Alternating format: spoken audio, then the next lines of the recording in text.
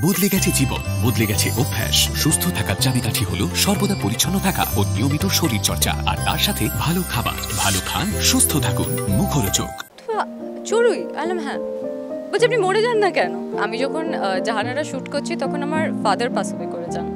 তো ওই সময়টা আই ওয়াজ শুটিং, তো আমি শুটিংয়ের মধ্যে ফোন পাই, আমি শুটিং করি, তারপরে বাড়ি যাই অনেক লেট করে, তারপরের দিনই ফেরত আসি, তারপরে আবার 13 দিনের দিন গিয়ে সবটা করে আবার আসি। ওয়াক্ত হ্যায় গুজার জায়গা, that's the best thing I can like say. যে আমার যখনই কোনো অসুবিধা হয় বা কিছু হয় আমি এটাই বলি যে ভালো সময় যেরকম কেটে যায়, খারাপ সময়ও কেটে যাবেই। আমরা যেভাবে অনেক অ্যাক্টার্সরা প্রোডাকশন টিমের সাথে যেভাবে কথা বলে, বা কস্টিউমের লোকের সাথে যেভাবে কথা বলে, বা জুনিয়র আর্টিস্টদের সাথে যেভাবে কথা বলে, আমার মনে হয় ওটা অ্যাসিস্ট করলে ওই পুরো বিষয়টা কেটে যাবে। মানে নিজের ওপর দিয়ে যখন যায়, ইউ গেট দ্য এক্সপিরিয়েন্স যে এটা তো করবো না বাবা কোনোদিন, তো ওইটা খুব ইম্পর্ট্যান্ট। ধুলোকণা ধারাবাহিকে পর্দায় লালন আর ফুলঝুরির প্রেমটা কিন্তু জমতো না চড়ুই না থাকলে, কারণ প্রেমে তো বাধা লাগবে না। তো এই মুহূর্তে চড়ুই রয়েছে, মানে শ্বেতা। কেমন আছো? খুব ভালো। যেটা বলছিলাম যে লালন ফুলঝুরির যে কেমিস্ট্রি বা তাদের জুটিটার যে এই প্রেম, সেখানে কিন্তু চড়ুইয়ের ইম্পর্টেন্সই অনেক। চড়ুই না থাকলে তো প্রেমটা ঠিক এরকমভাবে জমতো না। যে কোনো ভালো জিনিস কতটা ভালো বোঝার জন্য খারাপ জিনিস দরকার হয়, মিষ্টি কত মিষ্টি জানার জন্য তেতো কিছু খেলে আমার মনে হয় গেটস বেটার।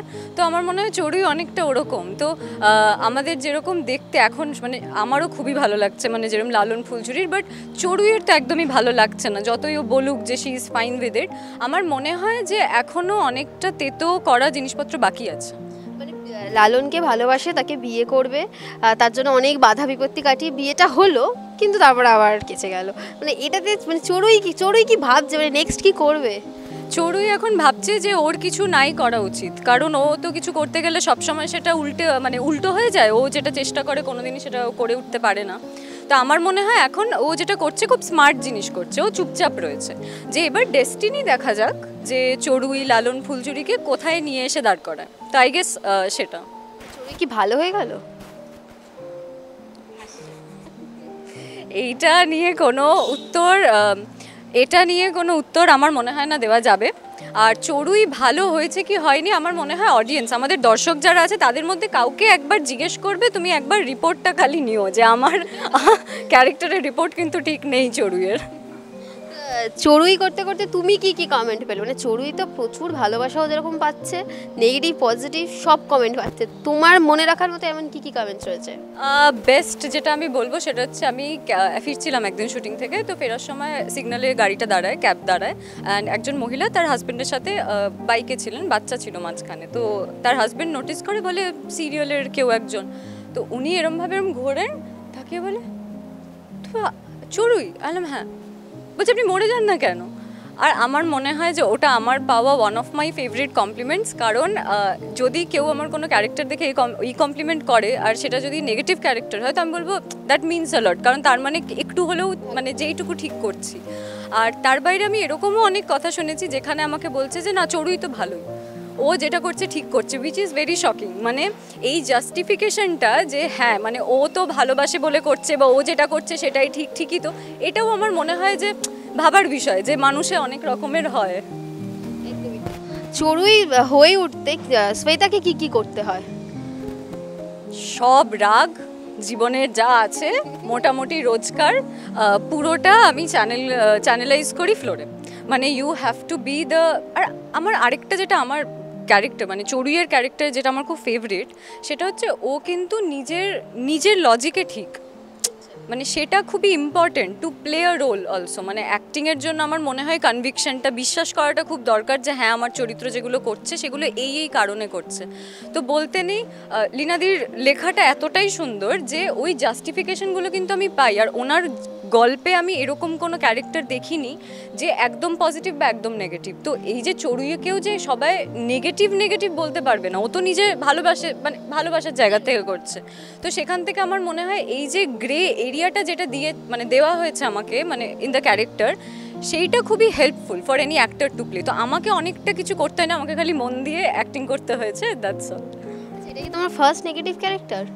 হ্যাঁ, আর এটা যখন আমি ডিসাইড করি যে করব, তো এরকম অনেকে ছিল যারা ডাউটফুল ছিল যে কেন if you are getting option for lead roles বা প্রোটাগনিস্ট পজিটিভ রোলস, তো তুমি নেগেটিভ কেন করবে? তো এটার আমার পয়েন্টটা হচ্ছে যে কারণ আমি করতে চাই, মানে অ্যাজ সিম্পল অ্যাজ দ্যাট। মানে অ্যাজ অ্যান অ্যাক্টর আমার মনে হয় যে যত রকমের চরিত্র আমি করব সেটা আমার স্কিল ডেভেলপ করতে আমাকে অনেকটা হেল্প করবে। তো সেই জায়গার থেকে আমার মনে হয় one of the best decisions I have taken. মানে চড়ুই ইজ আ ক্যারেক্টার যেটা আমার খুব ক্লোজ, অনেক দিন থাকবে, অনেক মানে সারা জীবন থাকবে আমার মনে হয়। কি প্রথমবার ভেবেছিলে ধরো একটা নেগেটিভ ক্যারেক্টারের ক্ষেত্রে যে এখন এই যে তুমি বলছে যে লিড করা উচিত বা সবে সবে ভালো ভালো আরও মানে প্রোটাগনিস্ট করা উচিত বা অন্য ধরনের চরিত্র করা উচিত, বলছে আমাকে, আমি এটা একদমই বিশ্বাস করি না, মানে আই ডোন্ট বিলিভ দ্যাট। তোমার কাছে ক্যারেক্টারটাই ভালো হওয়া নিয়ে কথা, মানে সেটাতে সেক্ষেত্রে তুমি নেগেটিভ চরিত্রে একবারেই রাজি হয়ে গেছিলে? একবারেই, মানে ইনফ্যাক্ট আমি এটাও বলবো যে আমি জানতাম না যে চড়ুই is a negative character in a way, যেখানে আমি জানতাম যে হ্যাঁ she will have shades of it, মানে একটু অন্য রকমের, একদম পজিটিভ নয়। বাট আমি যখন এটা রিয়েলাইজ করেছি যে ও আচ্ছা হ্যাঁ মানে সেটা যে কারণেই হোক ওই দিকে এগোচ্ছে, তো আমি খুবই হ্যাপি আর খুবই লাকি। আর দিদি আমাকে এটা বলেছিল যে দিস ইজ এ ক্যারেক্টার যেটা কিন্তু করার তুমি অনেক স্কোপ পাবে, অনেক কিছু করার স্কোপ পাবে, আর সেই স্কোপটা আমি পেয়েছি আর আমি করছিও এখন। আচ্ছা, সদ্য তোমরা পুরী থেকে ঘুরে এলে, তো আউটডোর ট্রিপটা কেমন ছিল? ঢেকে দাঁড়িয়ে আছি, সো এরকম ট্রিপ ছিল। আমরা রোজ সকালবেলা থেকে শুটিং করেছি, প্রচণ্ড মজা হয়েছে কারণ আমরা পুরো টিম আমরা অফকোর্স অনেকে যাইনি, ফ্যামিলির অনেকে যাইনি, বাট আমরা অনেকেই গেছিলাম। তো এটা আমি শুধু বেশি তো কিছু বলতে পারবো না, ইচ্ছা হলেও বলতে পারবো না, বলবো দেখুন, কারণ গল্পে যে নতুন মোড় আসছে, কেন আসছে, কিভাবে আসছে, অ্যান্ড ইন্টারেস্টিং যে হতে চলেছে সেটা কিন্তু পুরীতে গিয়েই হয়েছে, মানে আমরা শ্যুট করে ফেলেছি। মানে পুরীতে গিয়ে লালন আর ফুলঝুরির মধ্যে চড়ুই কি এমন করেছে মানে যেটা দেখার জন্য আর একটা ইন্টারেস্ট রয়েবে? আমি কিচ্ছু করিনি, বিশ্বাস করুন। আমি তো আমার নাচের পারফরমেন্সের জন্য গেছিলাম all India music and dance talent শোতে। তো আমি সেখানে গিয়ে পারফর্ম করি এবং আমার পারফরমেন্স খুব ভালোও লাগে। এটাতে আমাকে ওড়িশি পারফর্ম করতে হয়েছিল, which is a classical form আর খুবই টাফ ফর্ম। তো আমি যেটুকু কম সময় যতটা চেষ্টা করে করা যায় আর কি, আই ট্রাইড। তো চড়ুই কিন্তু এইটুকুই করেছে, মানে আমি আর কিছু বলতে পারবো না। কি করেছে সেটা পর্দায় দেখতে পাবো আমরা। তো এই যে এত ফার্স্ট টাইম তোমরা আউটডোর গেলে, কতটা মজা হলো আর কতটা শুটিং হলো বেশি, না বেশিটাই মজা হলো? শুটিং হয়েছে বেশি, নো ডাউট। লাইক আমরা প্রত্যেক দিন, আর আমরা যে সময় গেছিলাম সে সময় ওয়েদারটা এরকম ছিল এখানে পুরীতে যে উই হ্যাড টু শ্যুট, মানে আমরা পুরোপুরি ওয়েদারের ইয়েতে ছিলাম, মানে ওয়েদারের জন্য উই ওয়ার ডিপেন্ডেন্ট। কারণ বৃষ্টি হচ্ছে আমরা দাঁড়িয়ে পড়ছি, আবার মানে বৃষ্টি থামছে আমরা শ্যুট করছি। তো এই পুরো প্রসেসের মধ্যে যেহেতু করেছি, তো ইট ওয়াজ হেকটিক, বাট আমি বলবো ইট ওয়াজ ওয়ার্থ ইট। মানে খুবই সুন্দর শ্যুট হয়েছে, লুকস গুড। এপিসোড তো দেখছি, লাইক এখন কিন্তু পুরী টেলিকাস্ট হচ্ছে, তো দেখো তোমরা সবাই জানাও কি বক্তব্য। তো আই এম এনজয়িং ইট। ধুলোকণার পুরো টিমের কথা বলি, ইন্দ্রাশিস দা, মানালিদি রয়েছে, এছাড়াও আরও অনেকে সিনিয়র রয়েছে, তাদের সাথে কাজ করা বা তোমাদের টিম বন্ডিংটা আমরা মাঝে মাঝে সোশ্যাল মিডিয়ায় দেখি, দারুণ রিলস হচ্ছে, তো সেটা একটু বলো। আমাদের বন্ডিংটা না ওরকমভাবে বললে আমার মনে হয় শুনতে একটু প্রিটেনশিয়াস লাগবে, খুব ইজিলি বলতে পারি। আমরা কিন্তু সবাই একসাথে খাই, যখনই শুটিং থাকে আমরা লাঞ্চ, মানে এই যে বাইরেও গিয়েছি সবাই আমাদের একসাথে খাওয়া দাওয়া, মানে আমাদের মধ্যে না ইট ইজ নট লাইক যে ও আচ্ছা কো অ্যাক্টার্স অনলি বা হ্যাঁ শুটিং করতে আসো চলে যাও, এরকম একদমই নয়। আর ফর মি আমি প্রচণ্ড লাকি, কারণ মানালিদি, ইন্দ্রাশিস দা আর অনিন্দিতা দি, এরা তিনজনে আমাকে যেভাবে ইনিশিয়াল ডেজ থেকে মানে দে হ্যাভ হেল্পড মি। আর শুটিংয়ে তো শুধু অ্যাক্টিংটুকুই নয়, অনেক কিছু হয়, মানে বিহেভিয়ার বলো, ম্যানার্স বলো, নর্মাল যেটা শেখার। আর আমি এটা বিশ্বাস করি যে when you are working with such nice actors, আমাদের এই জেনারেশনের one of the finest actor সবাই আমাদের প্রজেক্ট। আর সিনিয়র মোস্টের মধ্যে শঙ্কর দা, ভাস্কর দা, সাবিত্রীদি, মানে ড্রিম কাম ট্রু বলতে পারবো না, because I didn't dream about it. তো এই জায়গায় দাঁড়িয়ে আমার শেখার ইচ্ছেটা আর দরকারটা অনেক বেশি, তো আমি সেটাকে পুরোপুরি একদম I am very happy and I feel lucky. আর আই এম লাকি যে ওরাও আমাকে ওই জায়গাটা দিয়েছে সবাই। আচ্ছা, ইন্ডাস্ট্রিতে একটা কথা আছে না, যারা নিউ কামার হয় তাদের অনেক রকম, যারা খুব অনেক সিনিয়র হয় তাদের সাথে একটুখানি অন্যরকম চোখে দেখা বা তাদের অনেক মানে ভাবটা একটু অন্যরকম হয়। তো এক্ষেত্রে তোমার সাথে কি এরকম কিছু হয়েছে তোমার কেরিয়ারের শুরুর সময় থেকে? হ্যাঁ, মানে আমার মনে হয় যে ডিপেন্ড করছে যে কে নিউ কামার, ডিপেন্ড করছে যে তারা কোন সিনিয়রদের সাথে আছে, as simple as that.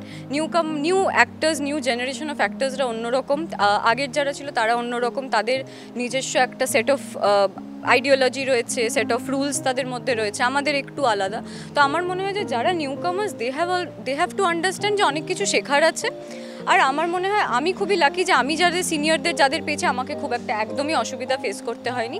Initial days, ক্যারিয়ারের ইনিশিয়াল ডেজ যদি বলো, সেটা তো সব ক্যারিয়ারে you have to struggle and you have to face few things. আর যেটা আমি লাকি, আমাকে অনেক কিছু শিখিয়েছে, মানে নাথিং উইয়ার্ড, নাথিং যেটা হওয়া উচিত না আমি বলবো, মানে আই এম ফাইন দেয়ার।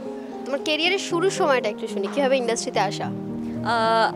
আমি বলবো এখনও শুরুতেই আছি, মানে খুব বেশি দিন হয়নি অনেক কিছু শেখার। বাট শুরুটা আমি বলবো আমি কলকাতার না, তো আমি বহরমপুরের আমার ফ্যামিলি। তো আমি গ্র্যাজুয়েশনের জন্য এখানে আসি, then I did a theatre play, একটা হিন্দি প্রোডাকশন করি আমি, সেটা পদাতিকা হয়।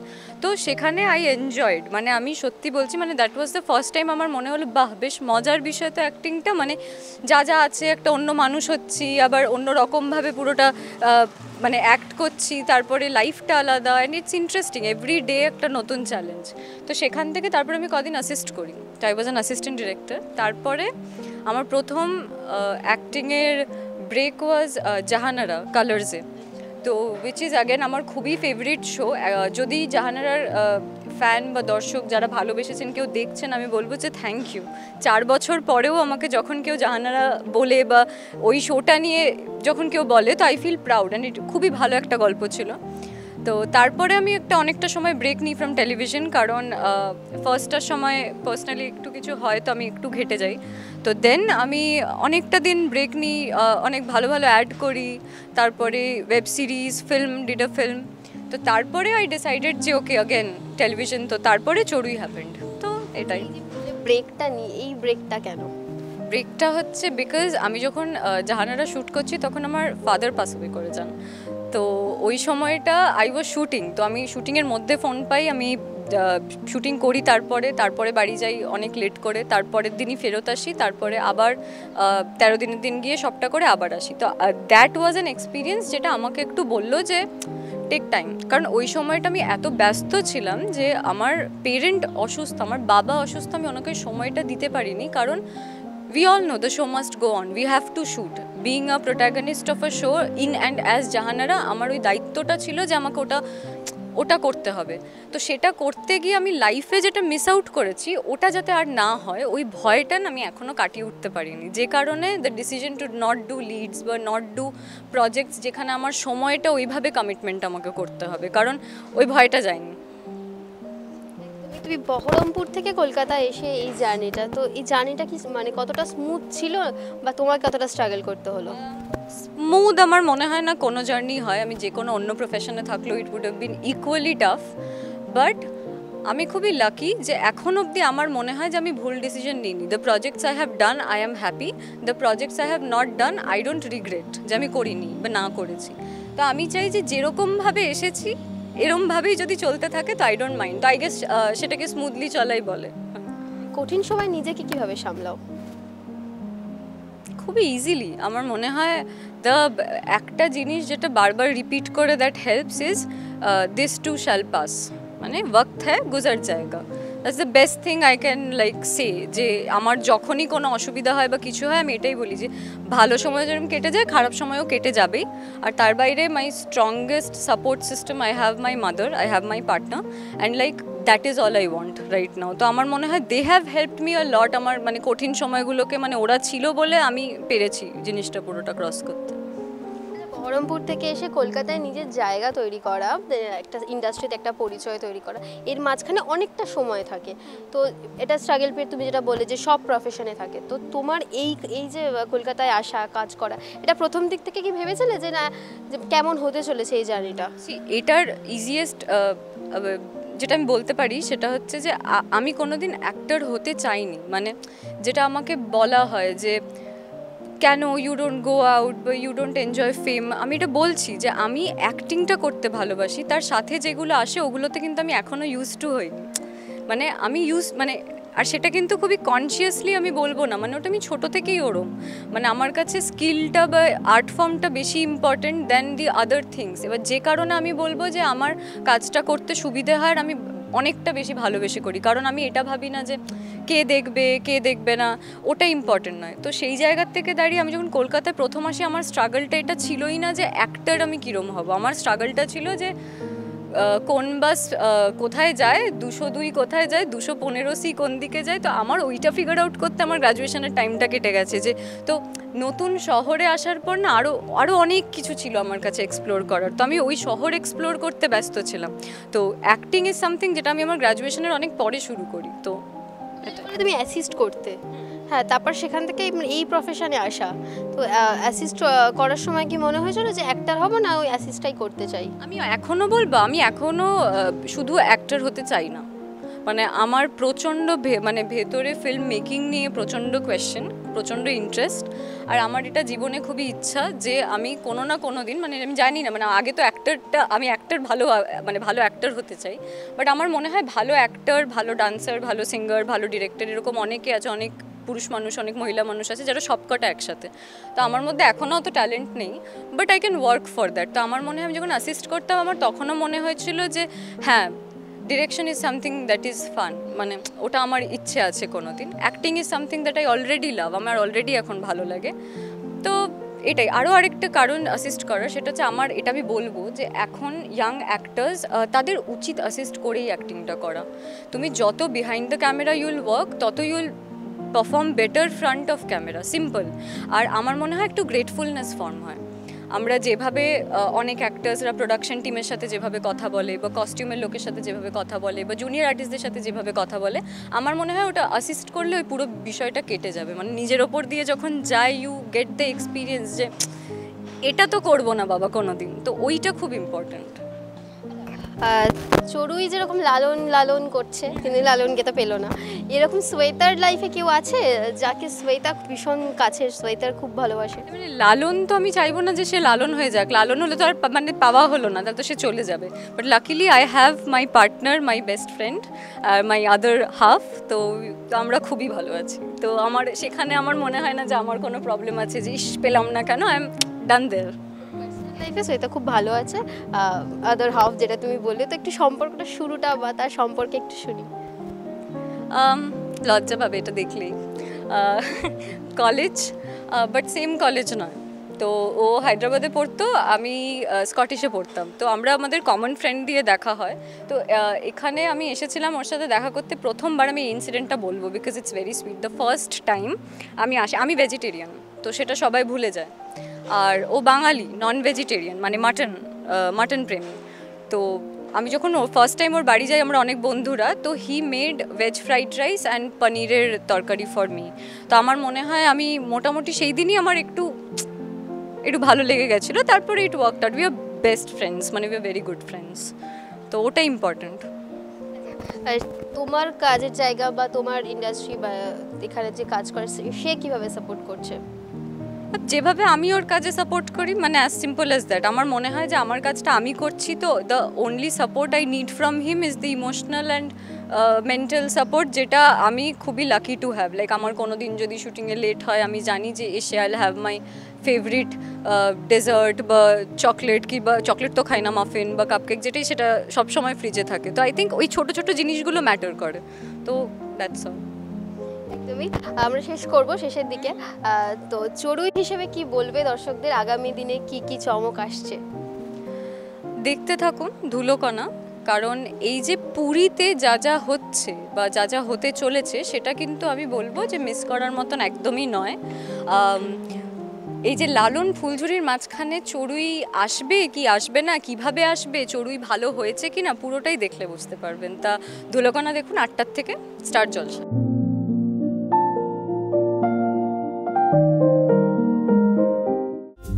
টলিপাড়ার লেটেস্ট নিউজ আর এক্সক্লুসিভ ভিডিওর সঙ্গে আপডেট থাকতে এখনই সাবস্ক্রাইব করুন আমাদের ইউটিউব চ্যানেল। বেল আইকনে ক্লিক করতে ভুলবেন না যেন।